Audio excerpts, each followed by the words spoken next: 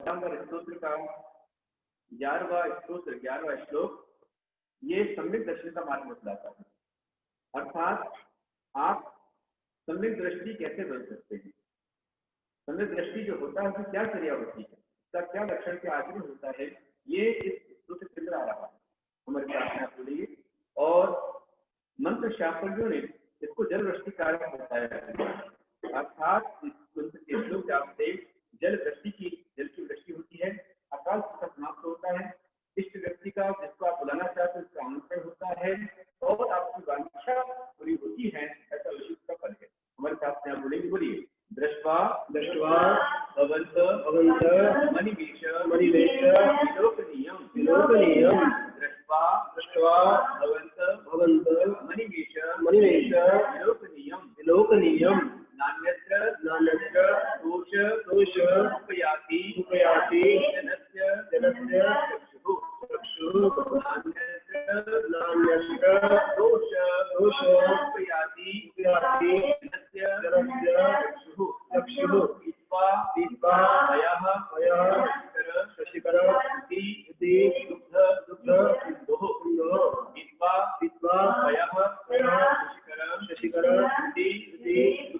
दुग्ध सिंधुः क्षारं जलम जलनिधे रसितुं इच्छेत् क्षारं जलम जलनिधे रसितुं इच्छेत्। बोलिए हमारे साथ में दृष्ट्वा भवन्त मणिमेष विलोकनीयं नान्यत्र दोषमुपयाति जनस्य चक्षुः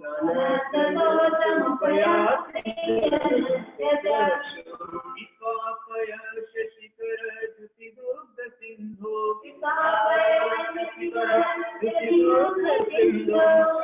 जलम जलनिधि रसितुं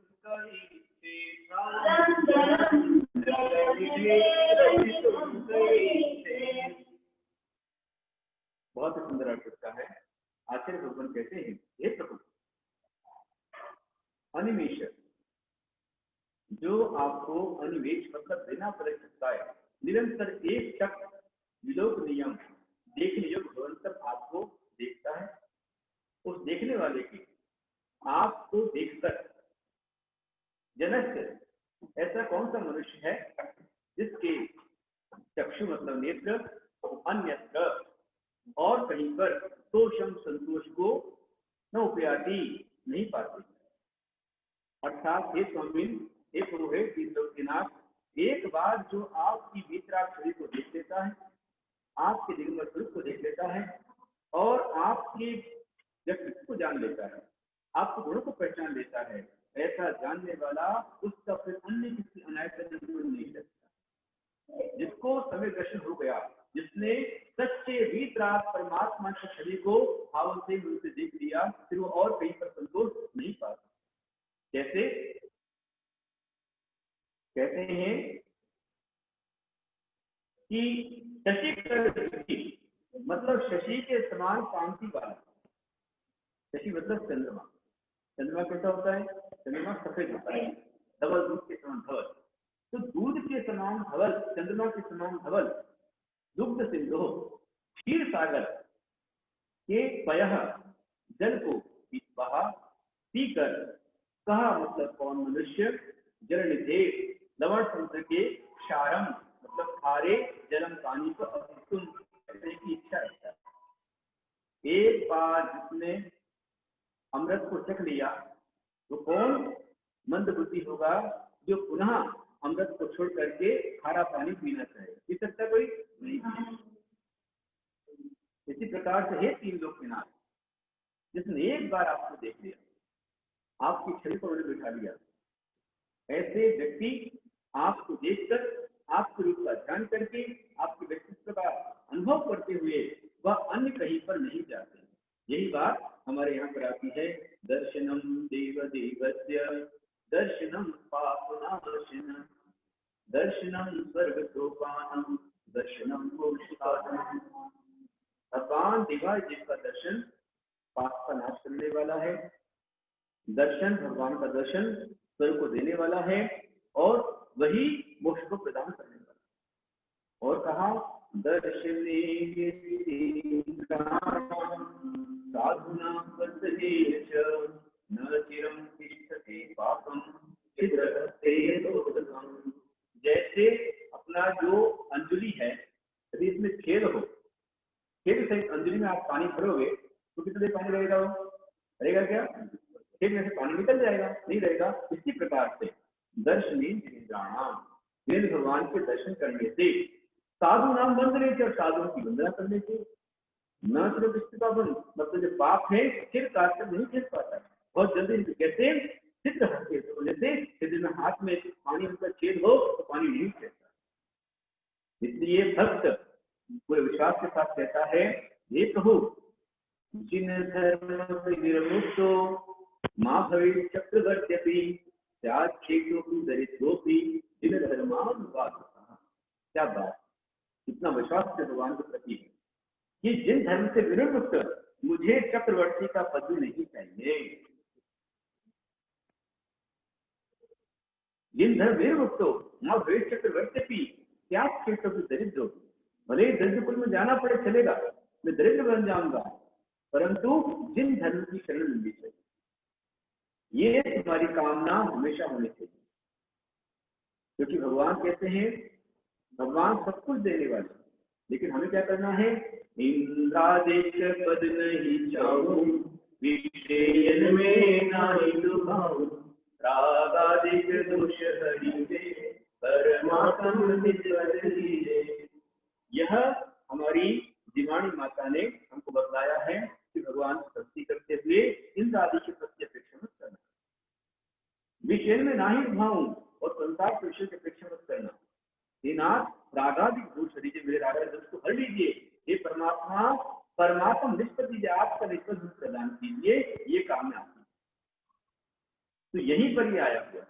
इसका अर्थ यही है, एक बार जिसने आपके मनमोहक सुंदर प्रियतम वीतराग मुद्रा को जिसने देख लिया हो, वीतराग छवि को देख लिया हो, और जिसने आपकी करुणा वात्सल्य के रस का पान कर लिया हो, अनुभव कर लिया हो, जो आपकी पेशियों को जानता है, ऐसा व्यक्ति भूल करके भी अन्य किसी अनायतन में नहीं जाएगा।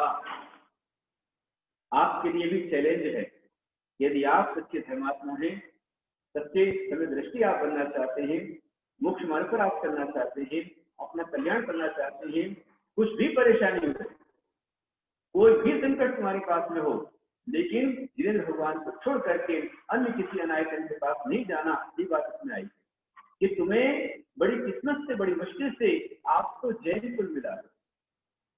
ये जैन कुल आपके लिए अमृत के समान है,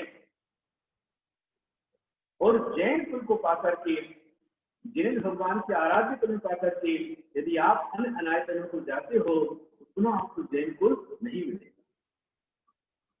इतनी भव्यतम, देखिए आप भगवान की छवि कैसी होती है, इतनी वितराग छवि होती है, उस चेहरे पर हमेशा मनमोहक मुस्कान रहती है। अन्य कहीं पर जाओ तो कोई मुंह फुलाए खड़ा हुआ है, कोई ऐसा खड़ा है, कोई वैसा खड़ा है, कोई तलवार लिए है, कोई हथियार लिए है, कोई औजार लिए है और विकराल रूप में है। पर भगवान हमारे आदिनाथ से लेकर महावीर तक सारे तीर्थंकर कोई भी हो, एकदम प्रशांत मिलता है, मनमोहक छवि, कोई प्रकार का मेकअप उनके पास नहीं, कोई प्रकार का श्रृंगार नहीं है। अपने यहाँ पर आता है, नमो जिनाय चिताय विनष्ट दोषाय गुणार्णवाय रूप मार्ग प्रतिबोधनाय दीवाय देवाय नमो जिनाय। दीवाय देव, न उनके पास न अस्त्र है, न शस्त्र है, न वस्त्र है, न परिग्रह के बाद भी सुंदर दिखते, मनमोहक दिखते। स्वर्ग के देवता इंद्र भी उनकी पूजन करने आते, संसार के चक्रवर्ती आदि भी उनके चरणों में नतमस्तक होते हैं। ऐसी भगवान की छवि जिसने देख ली है वो अन्य कहीं पर नहीं जाएगा। और जो भगवान की छवि का अमृत चख लेता है वो कोई भी हो, एक न एक दिन भगवान के समान बन जाता है। तो ये जो मंत्र है, इस मंत्र की आराधना से विद्या की प्राप्ति होती है, बुद्धि की प्राप्ति होती है, जल वर्षा भी इससे होती है, कांक्षा पूर्ति इससे होती है, जल वृष्टि इसके माध्यम से होती है, अनेक लाभ इस स्तुति के माध्यम से होते हैं। ये भक्तामृत का 11वां श्लोक, हर एक श्लोक अपने लाभ में बेजोड़ है। और इसमें 10वां और 11वें श्लोक पर एक कथा आई हुई है कि अहिलपुर राज्य में एक प्रजापाल नाम का राजा था और उसके नगर में एक कमदी नाम का व्यक्ति था, कमदी सेठ। पर बेचारे का नाम कमदी से कमती हो गया क्योंकि उसके पास कुछ नहीं था, गरीब था, असहाय था। एक दिन दिगंबर मुनिराज उससे मिले, मुनिराज के दर्शन किए। दर्शन करने के पश्चात का है, प्रभु मैं बहुत कंगाल हूँ, ये गरीबी देखी नहीं जाती, बहुत परेशानी होती है, क्या हमारे कुछ रास्ता है? तो आचार्य भगवान ने उससे कहा कि तुम भक्तामृत का पाठ करो, इसके ऋषि और मंत्र का जाप करो।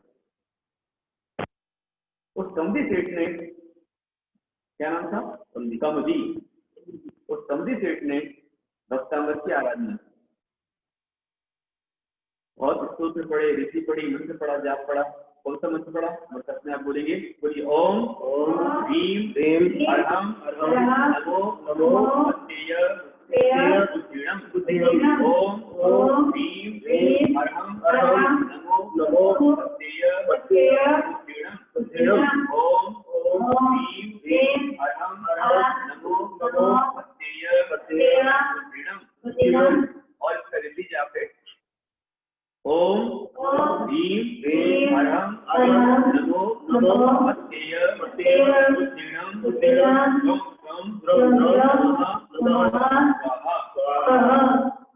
इसका मंत्र है ओम भीम श्रीम श्रीम श्राम श्रीम उमति हरिण्यै महामायै और मंत्र इसका ओम नमो भगवते रूपाय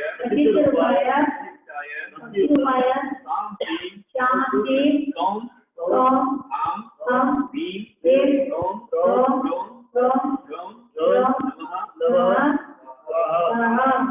और इसका जो 11वां श्लोक है, इस 11वें श्लोक को बताई है कि सफेद वस्त्र पहनकर, सफेद या लाल रंग की माला लेकर 21 दिन तक हर दिन 108 बार ऋषि मंत्र का जाप कर सिद्ध करें, कुंदरू के धूप का शिपण करें, जिससे आप इसी पास करना चाहते पास में आता है। और इसी मंत्र का 12,000 मंत्र जप कर सरसों के 3 घेर करें तो वर्षा होती है। इसका विशेष फल बताया हुआ है। हमारे आचार्य बतलाते हैं कि जो इस तरह से दृष्टि के साथ, श्रद्धा के साथ, भक्ति के साथ मात्र जिन भगवान का नाम स्मरण करता है, उसके भी हर संकट दूर होते हैं, भगवान का स्नान बन जाता है। हमारे यहाँ पर एक ग्वाला हुआ है, उसका नाम था सुभग। उस सुभग नाम का ग्वाला बहुत सज्जन था, सरल था, रोज मंदिर में गाय चराने जाता था। कहाँ पर? जंगल में, वन में, उद्यान में गाय चराने जाता था। और एक दिन गाय चराते हुए जंगल में उसने एक पेड़ के नीचे देखा तो बहुत सारे श्रावक बैठे हुए हैं और वहां चबूतरे पर एक दिगंबर मुनि बैठे। वो भी जाकर के बैठ गया और दिगंबर गुरु के उपदेश को सुनता है। उपदेश सुन करके उससे बहुत आनंद आया और उपदेश हुआ। मुनिराज ने अरहंत नमो अरिहंताणम, इस नमो अरिहंताणम मंत्र का विषय बताया। यदि आप ध्यान से, भक्ति से नमो अरिहंताणम का जाप करते हो, इसका अर्थ लगाते हो अरिहंत, मतलब जो अरि को हनन करने वाले वो अरिहंत। अरि मतलब कौन? अंतरंग शत्रु, राग द्वेष अथवा ज्ञानावरणी दक्षिणावर्णी, मोहनीय, अंतराय, ऐसे 4 मोहनी कर्म, अंतराय कर्म, ज्ञानावर्णी, दक्षिणावर्णी कर्म, इसको जो हनन करता है, क्षय करता हुआ अरिहंत कहलाता है। तो ऐसे अरहंत के रूप का ध्यान करना चाहिए और सारे जितने भक्त थे नमो अरिहंताणाम नमो अरिहंताणाम बोलते हुए जाने लगते। श्लोक वाला देख रहा था कि मुनिराज ने भी जंगा पर हाथ रखा, नमो अरिहंताणाम, और नमो अरिहंताणाम कहते ही जंगा पर हाथ रखते ही वो आकाश मार्ग से गमन कर। अब श्लोक वाला बहुत बोला क्योंकि इतना तरह का नमो अरिहंताणाम उसने याद कर लिया, नमो अरिहंताणाम नमो अरिहंताणाम नमो अरिहंताणाम नमो अरिहंताणाम नमो अरिहंताणाम। घर पहुंचा, पत्नी ने बोला आ गए, नमो अरिहंताणाम। गाय ले आए, नमो अरिहंताणाम। खाना खा लो, नमो अरिहंताणाम। अरे कुछ तो बोलो, नमो अरिहंताणाम। जहां देखो नमो अरिहंताणाम। पत्नी थोड़ी गुस्से वाली थी, गुस्सा आ गया, तो उसने क्या किया कि जहाँ खाना बना रही थी वो जलती हुई लकड़ी थी, वो लकड़ी ही उसने अपने पति को मारी और पति ने कहा नमो अरिहंताणाम। नमो अरिहंताणाम कहते ही वो जो लकड़ी मारी तो लकड़ी के जो अंगारे थे वो किसी बिखरे, और जैसे अंगारे बिखरे तो सारे के सारे अंगारे, फिर सब के सब अंगारे क्या हुआ, वो सब के सब बिखर कर रक्त बन गए, रक्त बन गए, ग्वाला संपन्न हो गया और प्योर शुद्ध बन गया। नमो अरिहंताणाम नमो अरिहंताणाम नमो अरिहंताणाम। इस नमो अरिहंताणाम का ध्यान करता रहा, उसी का जाप करता रहा। पत्नी ने क्षमा मांगी, बोला नमो अरिहंताणाम। आप लोग मत करना ऐसा, नहीं तो अपने पति को बोलो कि बोलो नमो अरिहंताणाम बुलवा के अब उठाओ लकड़ी जलता हुआ, बोले नमो अरिहंताणाम, तुम दो उसको मिला करके, ऐसा मत करना क्योंकि तुम्हें गाय चलाने भेजना पड़ेगा पहले उसको, आदमी को बेटा जा बदलाव अलग तैयार रखना पड़ेगा, वर्णन तैयार करना पड़ेगा। धर्म से सारे अपने आदमियों को भेज दो, जितने तुम्हारे घर वाले हैं उनको भेज दो कि भैया को धर्म तीर्थ जाओ, वहां पर गाय भी है और गुरु जी भी है, उपदेश भी मिल जाएगा और गैया मिल जाएगी, चरानी मिल जाएगी, आराम से नमो अरिहंताणाम हो जाएगा। बात देना है खिला करके नमो धर्म से रख जाएगी तुम्हारे पास, लालच से कुछ नहीं करता। वहां उस ग्वाले की भक्ति थी और उस भक्ति के परिणाम से निरंतर नमो अरिहंताणाम के जाप से देखिए आप, नमो अरिहंताणाम ने गरीब ग्वाले को संपन्न बना दिया, लेकिन उसने गाय चराना नहीं छोड़ा। बोला एक दिन उसकी गाय, बहुत सारी गाय थी और एक गाय नदी में उतर गई, नदी का पूर तेज था, नदी बहने लग गई और गाय को बचाने के लिए नमो अरिहंताणाम बोलता हुआ ग्वाला नदी में कूद गया और जैसे ही कूदा तो कूदने के साथ में एक लकड़ी का ठोक उसकी छाती में लगा, आर पार हो गया। नमो अरिहंताणाम बोलते गिरा था, इसलिए मरकर स्वर्ग में देव। और वही सुबह वाला नमो अरिहंताणाम का जाप करने के परिणाम से अगले भाव में इंद्र पद देव पद से नीचे आकर के धरती पर आकर के आपके बिहार प्रांत में पटना नगर में रहने वाला वहां का नगर सेठ, मगध देश का नगर सेठ, वो कौन बना, सेठ सुदर्शन, जो कि कामदेव, सुदर्शन कामदेव की श्रेणी में आते हैं। और नमो अरिहंताणाम के जाप ने उन्हें कामदेव का सुंदर रूप दिया और उसके पश्चात आगे जाकर के वह सुदर्शन सेठ ने मुनि दीक्षा ग्रहण की और वहीं कमल दह से उन्होंने निर्वाण को प्राप्त किया, वो अरहंत और सिद्ध बने। तो नमो अरिहंताणाम के जाप ने ग्वाले को अरहंत बना दिया। ग्वाला था, ग्वाला से ज्ञानी देव बन गया, देव से आकर के महाज्ञानी मनुष्य बन गया और मनुष्य में श्रावक बना, श्रावक संत से अरहंत बन गया। तो नमो अरिहंताणाम ने उसको ग्वाले से अरहंत पद की यात्रा कर। कंपी सेठ भी यही मंत्र का जाप कर रहा है और जब मंत्र के जाप के हस्ताक्षर का स्तोत्र जाप करते हुए मंत्र जाप किया तो चक्रेश्वरी माता आई, पूछा क्या चाहिए? उसने कहा देवी मैं क्या करूं, ये गरीब बहुत परेशान करती है। उसने उद्यान में जाप किया था, वन में जाप किया था। चक्रेश्वरी माता ने कहा तुम घर जाओ और तुम्हारे पास कल एक गाय आएगी, तो उस गाय का जितना दूध निकाल ले वो तुम्हारे लिए सब कुछ फल देगी। हाँ, और कमली सेठ ने घर पर गया, भक्तांबर का स्तोत्र पढ़ा, भगवान आदिनाथ का आह्वान किया, चक्रेश्वरी माता का आह्वान किया, भक्तांबर का स्तोत्र पढ़ा, तो एक कामधेनु गाय वहां पर आई। कामधेनु गाय के आने पर उस सेठ ने, कमती ने, वो गाय से जो थी कामधेनु गाय, उसका दोहन करके तकरीबन उसने 32 घड़े भरे दूध से, और घड़े भर करके रखे और कहा है कामधेनु भैया मैं तुम्हारे इस अमृत से पूरे संसार के पूरे नगर को तृप्त करना चाहता हूँ। जैसे कहा तुरंत सुंदर सुंदर व्यंजन पकवान वहां पर आ गए और उसने पूरे नगर को निमंत्रण दिया। नगर के लोग आए, स्वयं राजा प्रधानमंत्री वहां पर आए और जो भोजन किया उसकी सारी की प्रशंसा की। तो कहा देखो भक्तांबर की महिमा से आज ये गरीब सेठ आज संपन्न हो गया, इतना अच्छा उसने भोजन कराया है। और जो संपदा उत्पन्न पेड़ को प्राप्त हुई तो संपत्ति से भगवान का सुंदर सा मंदिर बनवाया, जिन मंदिर का निर्माण किया, हमें पंचकरण कराया और पूरे संसार में इसको प्राप्त किया। ये भक्तांबर की महिमा। आदिनाथ भगवान की, आचार्य वरुण शिवसेन जी गुरुदेव,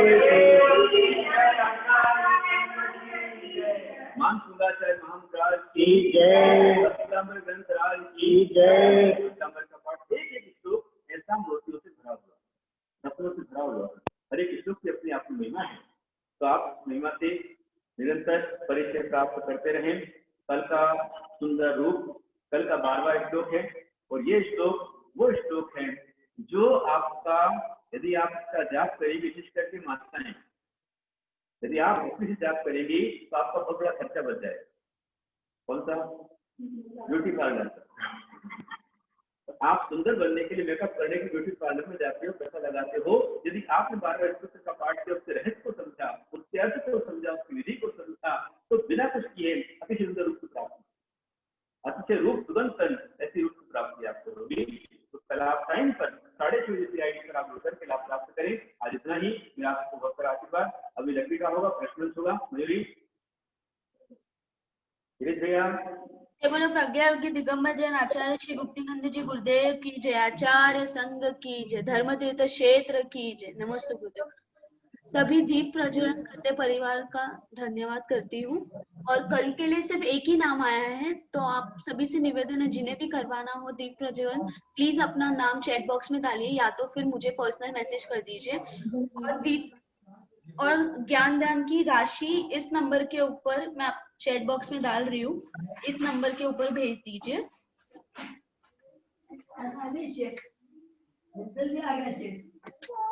वत्सल भैया का नंबर है जो कि भेजते। धीरज भैया। हाँ जी जी, नमस्ते गुरुदेव, नमस्ते गुरुदेव।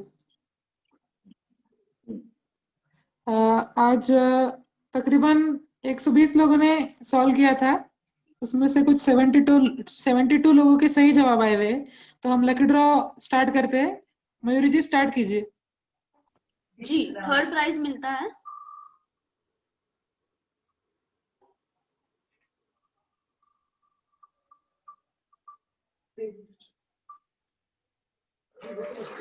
गीतांजलि जैन गुड़गांव। गीतांजलि जैन गुड़गांव, यदि आप हो तो प्लीज हैंड रेज कीजिए। जी, गीतांजलि जैन निगम जैन के यहाँ से हुआ है। सेकंड प्राइज निकाल रहे।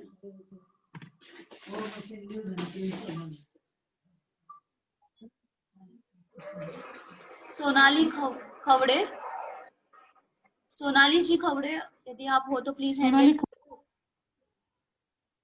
जी, हैंड रेज कीजिए। राजा से है जी, धीरज भी आप नाम नोट कीजिए। जी।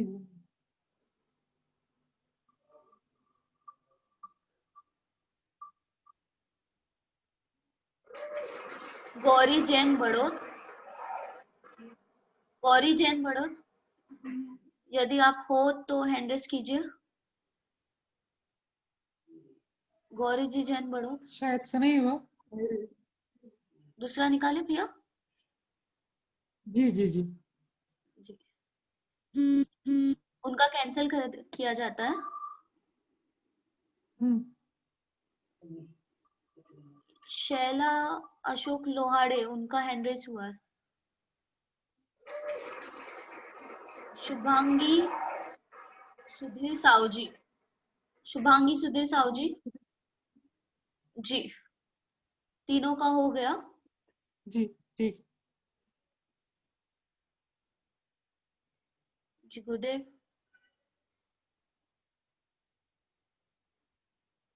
शायद तो गुरुदेव का डिवाइस डिस्कनेक्ट हो गया है, तो आज की सभा यही समाप्त करते हैं। जी। एक मिनट जी, आज की सभा यही समाप्त करते हैं। जय बोलो प्रज्ञा योगी दिगंबर जैन आचार्य श्री गुप्तीनंदी जी गुरुदेव की जय, आचार्य संघ की जय, धर्म तीर्थ क्षेत्र की जय।